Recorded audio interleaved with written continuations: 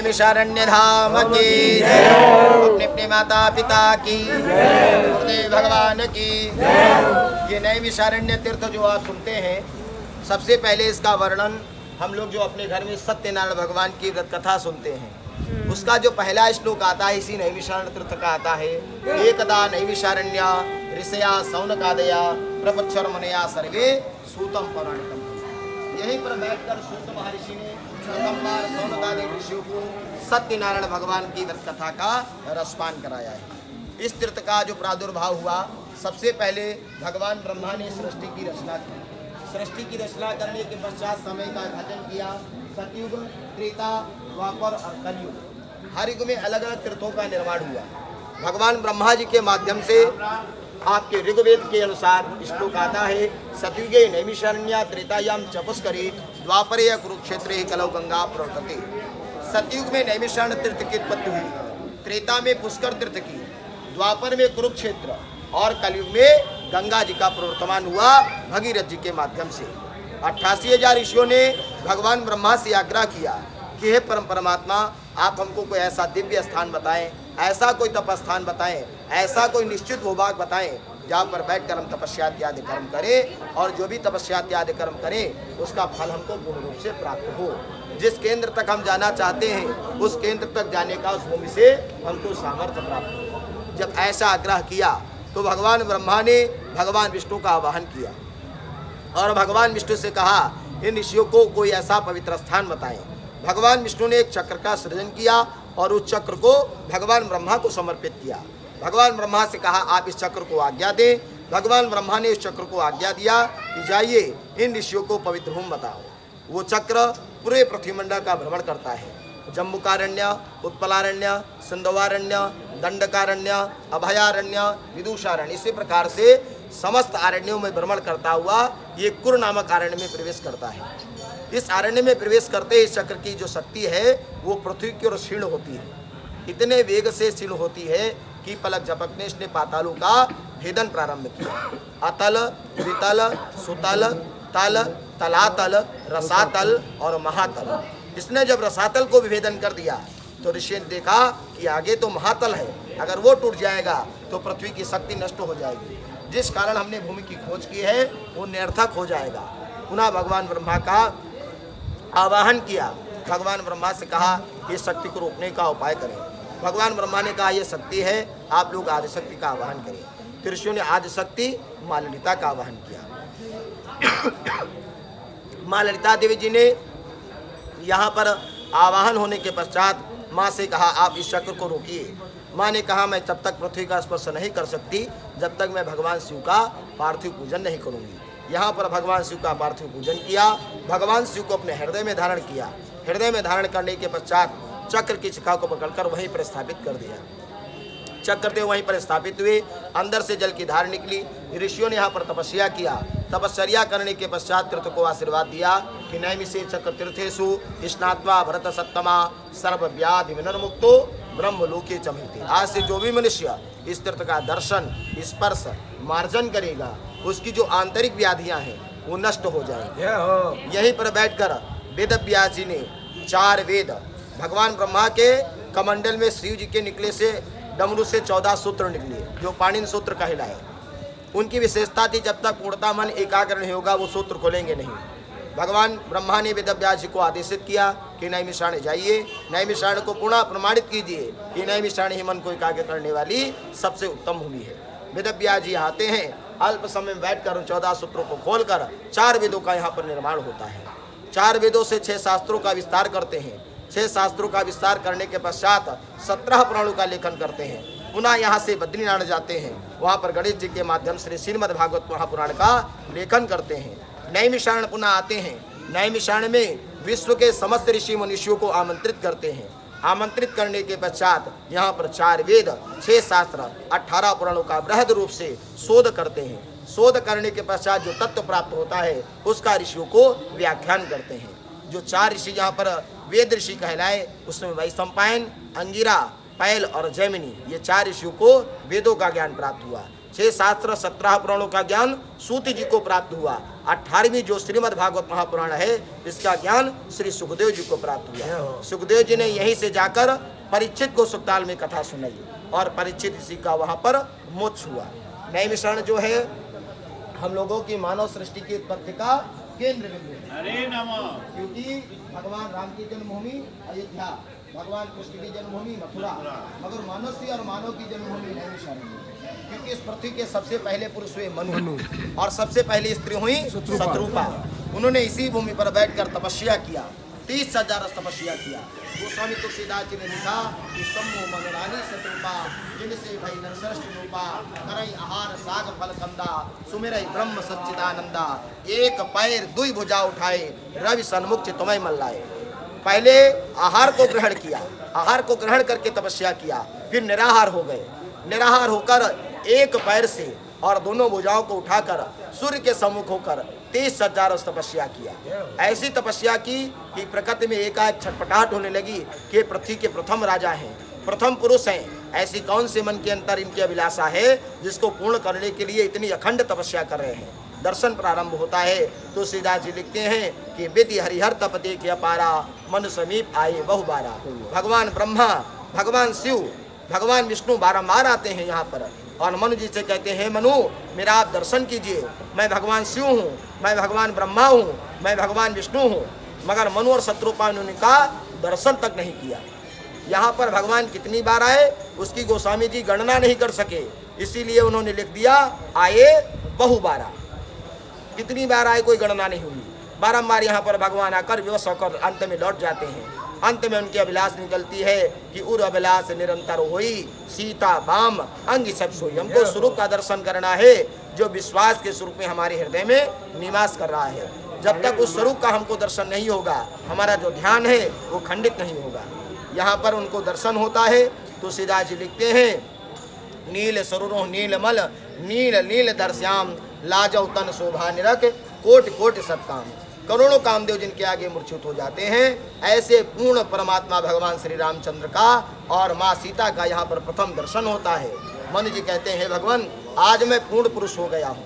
अभी तो पुरुष था मगर आप पूर्ण ब्रह्म है, इसलिए आपका दर्शन करने के पश्चात मैं भी पूर्ण पुरुष हो गया हूँ। अब मुझे कोई अभिलाषा नहीं है। मगर भगवान ने कहा नहीं, आपने तपस्या किया है और तपस्या का वरदान देना हमें जरूर देना है, आपको आप वरदान मांगिए। मनु जी ने कहा हमें और कुछ नहीं चाहिए। भगवान ने शत्रुपा जी से कहा आप कुछ मांगिए, मगर शत्रुपा जी कुछ मुख से बोल नहीं पाई। मनु जी देखते हैं अपनी पत्नी की ओर तो कहते हैं भगवान आपने ऐसा स्वरूप का दर्शन दिया है हमारी पत्नी को जो अभी मेरे साथ खड़ी थी, उसके अंदर कोई लालसा नहीं थी, मगर आपका दर्शन करने के पश्चात एक मन में एक अभिलाषा बन गई है। मगर मुझे भय है अगर मैं आपसे मांगूंगा तो हो सकता है आप उसको मना कर दें, इसलिए आप सबसे पहले संकल्प कीजिए। भगवान ने कहा नहीं, आप तो बहुत इतना आप संकल्प कराएंगे मुझे, मैं तो जन्म मृत्यु से परे हूँ। भगवान मनु जी ने कहा नहीं, आप पहले संकल्प कीजिए। भगवान ने यहाँ संकल्प किया कि सत्य सत्य प्रण सत्य हमारा जो आप कामना करोगे मैं आपको अवश्य ही प्रदान ही करूँगा। फिर यहाँ पर मनु जी ने कहा मैं आपके समान पुत्र चाहता हूँ। भगवान पीछे हट जाते हैं, कहते हैं अरे आपने इतना, आप तो चतुर हैं, इतने चतुर हैं कि आपने मुझे मांग लिया। भगवान ने कहा नहीं, आप और कुछ मांग लीजिए। बारंबार कहते हैं आप ये मांग लीजिए। मनु जी ने कहा नहीं, मैंने आप ही को इसीलिए संकल्प से बांध लिया है, आप उससे अब निर्विघ्न नहीं हो सकते हैं।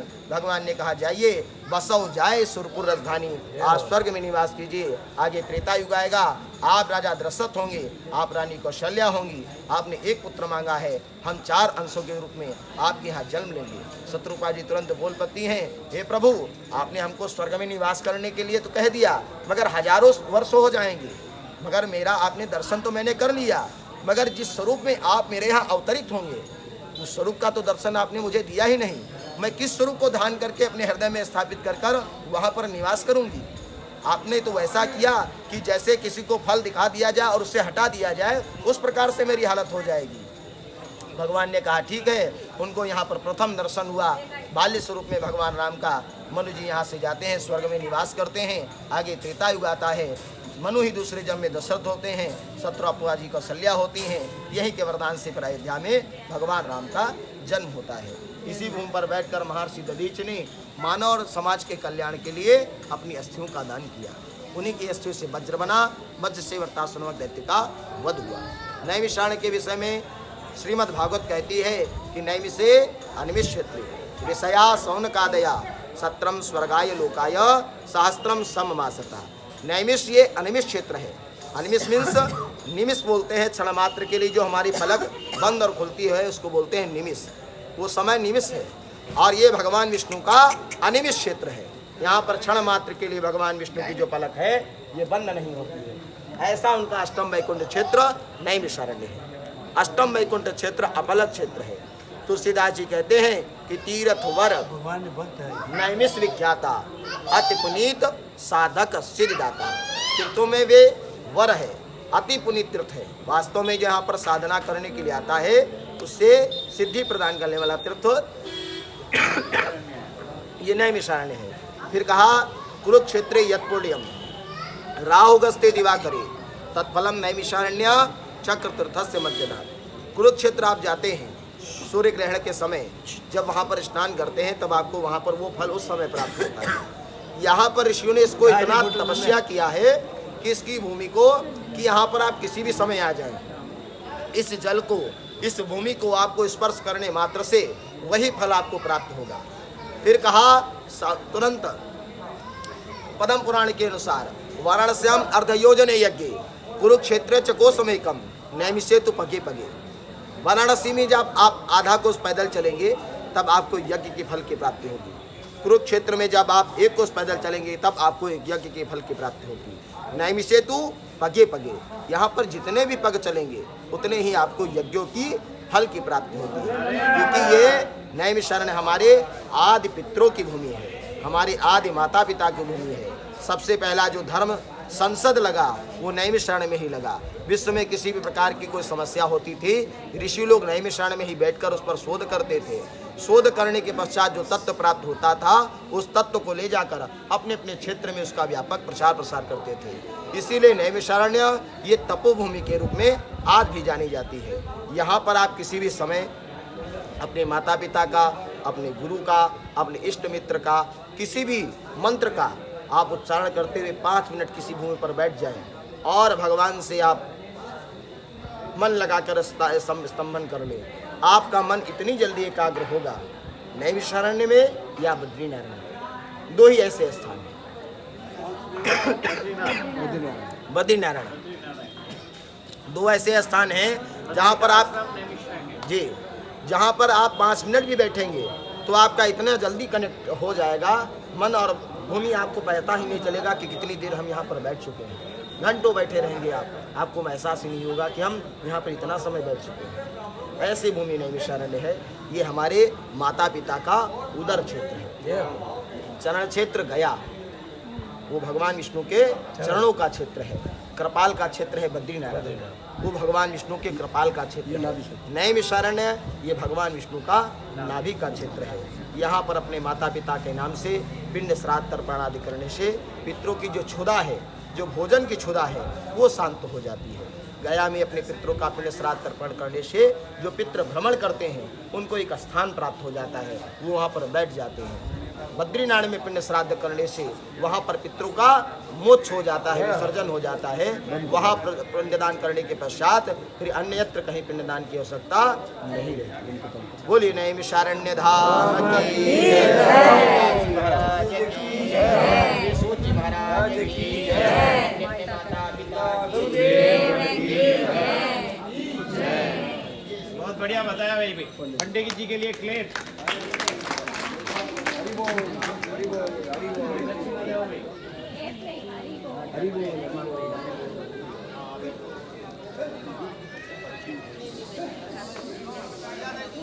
यज्ञ में उसने नाना प्रकार के मल मूत्र की बरसात करने लगा तो ऋषि मुनियों में हाहाकार मच गया। ऋषि मुनि महर्षि दधीच जी के पास आते हैं और वो वज्र उनकी हड्डियों में वास करता था। महर्षि दधीच जी से आकर के क्या कहते हैं कि हमको अपनी शरीर का आप दान कर दीजिए जिससे वृत्रासुर नामक दैत्य का वध हो। तो दधीच जी ने कहा कि हमको जन कल्याणार्थ की कामना से, ऋषि मुनियों में एक सदैव कामना रही, सर्वे भवंत सुखिना, सर्वे संत निरामया, सर्वे भद्राण प्रक्षन्तु, माँ कश्चन दुख भाभवे। उन्होंने स्वयं की कामना ही नहीं की, उन्होंने जन कल्याणार्थ की कामना भगवान ब्रह्मा और भगवान विष्णु भगवान शिव से। उन्होंने कहा कि हमको कलयुग में मानव को बहुत कम समय में अधिक पुण्य मिल जाए, ऐसा कोई साधन करिए। 88,000 ऋषि यहाँ पहले से विद्यमान थे। भगवान विष्णु ने समस्त तीर्थों का आवाहन किया और समस्त देवताओं को यहाँ के 84 कोस मंडल में विद्यमान किया। 252 किलोमीटर का यहाँ महर्षि दधीच जी के नाम का परिक्रमा लगता है फाल्गुन में, उनको यहाँ विद्यमान किया। महर्षि दधीच जी ने 9 दिन में उस परिक्रमा को पूर्ण किया। 9 दिन में परिक्रमा को पूर्ण करने के बाद वो नैमिषारण्य में आते हैं और यहाँ पर सुरा नाम की गऊ को दही नमक लगाकर के अपनी अस्थियों को चटवाया। ऋषियों ने कहा कि ये तपोभूमि है, तेजोमयम रजा पवित्रा। ये नैमिषारण्य वो तपोभूमि है जहाँ की रज मात्री शरीर में लग जाए तो हमें करोड़ों तीर्थों का पुण्य मिल जाता है। तो ऐसी जगह पर अगर आप अपने शरीर का परित्याग करते हैं तो यह स्मशान भूमि हो जाएगी। आप यहाँ से कुछ कदम आगे जाइए तो वो यहाँ से 10 किलोमीटर आगे पलायन करते हैं और मिश्रित माने जहाँ पर समस्त तीर्थों का जल मिश्रण हो। यहाँ से जाने के बाद में मन में संशय हुआ कि हमारा कोई तीर्थ रह गया। भगवान विष्णु ने समस्त तीर्थों का जल मिश्रण कर वहाँ पर उन्होंने स्नान किया और अपने शरीर को वहीं पर परित्याग कर दिया। जिनकी हड्डियों से वज्र, पीनाक, गांडीव और चूर्ण जैसे वज्रों का निर्माण हुआ। उसी परंपरा में महर्षि दधीच जी ने जब वृत्तासुर का, ये इंद्र ने वृत्तासुर का वध किया तो उनको ब्रह्म दोष लग गया, क्योंकि वृत्तासुर नामक दैत्य जो था वो अग्निकुंड से प्रागट्य था। तो उनको जब ब्रह्म दोष लग गया तो उस ब्रह्म दोष के निवारण के लिए नैमिषारण्य आते हैं।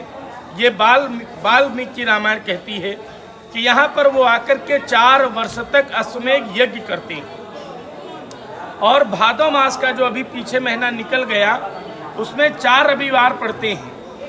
उन 4 रविवारों माने सूर्य कुंड वो पहले से विद्यमान था, जो हत्याहरण आज कहते हैं, उसका प्राचीन समय में नाम था सूर्य कुंड, जहाँ पर स्नान करते ही हत्या का निवारण हो जाए, उसीलिए उसका नाम पड़ गया हत्याहरण। उसी परंपरा को निभाते हुए श्री रामचंद्र जी मर्यादा के कारण भगवान रामचंद्र ने जब रावण का वध किया तो ऋषियों ने कहा कि आपको भी कहीं न कहीं ब्रह्म दोष का आपको भी कहीं लग चुका है, तो आप ही नैमिषारण्य में जाओ, अश्वमेध यज्ञ करो और वहाँ पर जाकर के तीर्थों में स्नान आदि करें, ब्राह्मणों को, ऋषियों को, गऊ को दान आदि करें, जिससे दोष का निवारण हो। वो यहाँ आते हैं, हत्याहरण तीर्थ में स्नान करते हैं, उनकी गदलिये से बाल छूट जाता है, इसीलिए उसका नाम पड़ता है हत्याहरण। आज भी भादो मास में वहाँ मेला लगता है। हर रविवार को लगभग 2 से 2.5 लाख व्यक्ति वहाँ स्नान करता है। तो उसी परंपरा में आज भी हर भादो मास में यहाँ स्नान होता है। और ये जो नैमिषारण्य है जिसके विषय में आप लोग सुनते हैं, अभी तक बहुत सी पुराणों में सुना, जैसे हम कोई भी मंत्र करते हैं तो उसका पहला उच्चारण ओम से शुरू होता है। ओम नमो भगवते वासुदेवाय, ओम भूर्भुवः स्वः, ओम ह्रीं क्लीं चामुंडा आदि जो भी मंत्र हैं उसका सूत्र है ओम। इसी प्रकार हमारे तीर्थों का सूत्र है नैमिषारण्य। आप कोई भी पुराण उठाते हैं, सत्यनारायण कथा सबसे छोटी, जो यहीं पर सूत जी के माध्यम से रचित हुई और ऋषियों को सुनाया गया। एक समय ऐसे ही ऋषियों मुनियों में मनन हुआ और सूत जी से कहने लगे कि हे सूत जी, वो कलयुग कौन सा होगा जिसमें 100 वर्ष के जीवन में एक बार भी राम नाम कह देगा और उसको मोक्ष मिल जाएगा। सुनते हैं, कलयुग केवल नाम आधारा, सुमिर सुमिर नर उतर ही पारा। वो कलयुग कौन सा होगा जिसके 100 वर्ष के जीवन में एक बार भी राम नाम कह देगा और भव से पार हो जाएगा। तो ऐसे कलयुग के लिए हमको कोई सूक्ष्म कथा बतलाओ। भागवत में 1 सप्ताह लगता है, रामायण में 9 दिन लगते हैं, तो हमको कोई छोटी सी कथा बतलाइए। तो यहीं पर सत्यनारायण भगवान की व्रत कथा का निर्माण किया और ऋषियों को सुनाया। आप लोग घर पे सुनते हैं। प्रथम अध्याय, एकदा नैमिषारण्य ऋष्यः शौनकादया परपोक्ष मुनियम सर्वे सूतम पौराणिकम कलु। क्योंकि ये पंच तत्व की कथा है, शरीर में पंच तत्व हैं और 5 अध्याय की कथा है। सत्यम नारायणम कृष्णम वंदे जगत गुरु। सत्य ही नारायण है, सत्य का धारण करना, सत्य बोलना, यही सत्यनारायण की कथा है। जैसे वचनम किम दलिद्रम, आपको कोई चीज नहीं देनी है तो राम राम करके उससे विदा ले लीजिए, लेकिन वचन दलिद्र नहीं होने चाहिए। जैसे वणिक ने कहा दंडी स्वामी ने पूछा कि आपकी नौका में क्या है, उन्होंने कहा लती पात्रा। भगवान ने कहा जाइए, आपके वचन सत्य हो जाएं। दूसरी चीज, जिस चीज का आप संकल्प करें वह पूर्ण करें। जैसे वणिक ने कहा कि हमको कोई संतान हो जाए, कोई भी संतान हो जाए, हम सत्यनारायण की कथा सुनेंगे। उन्होंने जब कथा को नहीं सुना तो दारुण दुख की प्राप्ति हुई, उसके एक पुत्री हुई आदि जैसी व्यवस्थाएं हैं। और प्रसाद का निरादर नहीं करना चाहिए। सत्यनारायण की कथा प्रसाद की ओर विशेष अग्रजत करती है। लोग क्या करते हैं कि बड़े आदमी का प्रसाद तुरंत लेते हैं और गरीब व्यक्ति का प्रसाद थोड़ा मन में ग्लानि करने लगते हैं। तो प्रसाद का निरादर नहीं करना चाहिए। जैसे राजा ने ग्वालों के प्रसाद का निरादर कर दिया, उसको दारुण दुख की प्राप्ति हुई। बोलिए नैमिषारण्य धाम की। यहीं पर एक कथा आती है स्वयंभू मनु रानी शत्रुपा जी की, जो हमारे आपके आदि माता पिता हुए। वाल्मीकि तुलसीदास जी ने जो रामचरितमानस में बालकांड में वर्णन किया, इस समय और उस समय में अंतर कितना है कि बरबस राज सुतई तब दीन्हा। बरबस माने जबरदस्ती। बरबस राज सुतई तब दीन्हा, नारी समेत गवन बन कीन्हा। जबरदस्ती अपने राजपाट वैभव को अपने पुत्रों को सौंप दिया और अपनी पत्नी को लेकर के वन की ओर चल देते हैं। आज बच्चे हैं, वो माता पिता से सब कुछ पहले ही ले लेते हैं। उस समय उन्होंने देख करके और कहाँ चलते हैं, उतरे आए धेनुमत तीरा, हरस नहाए निर्मल नीरा। ये गोमती नदी जो है ये सतयुग से बह रही है, ये कलयुग में नहीं इनका प्रागट्य है। ये सतयुग से गऊ के मुख से निकली हुई नदी, धेनु माने गऊ, गऊ के मुख से निकली हुई जो नदी है वो है ये धेनुमती। और यहाँ आकर के यहाँ का वातावरण देख करके बड़ा हर्षित हुए। आप भी आए हैं, देखा होगा, यहाँ मन एकाग्र होता है। अन्य तीर्थों में जाइए, कहीं न कहीं पंच महाभूत सताते हैं। नैमिषारण्य में पंच महाभूत आपके वशीकरण हो जाते हैं। यहाँ न परिवार न व्यापार और किसी चीज की कोई चिंता नहीं होती, क्योंकि ऋषियों ने यही ब्रह्मा जी से मांगा कि ये मन रुक जाए। ये मन एक ऐसा बेलगाम घोड़ा है जो एक क्षण में यहाँ है और दूसरे क्षण में जोधपुर पहुँच जाता है।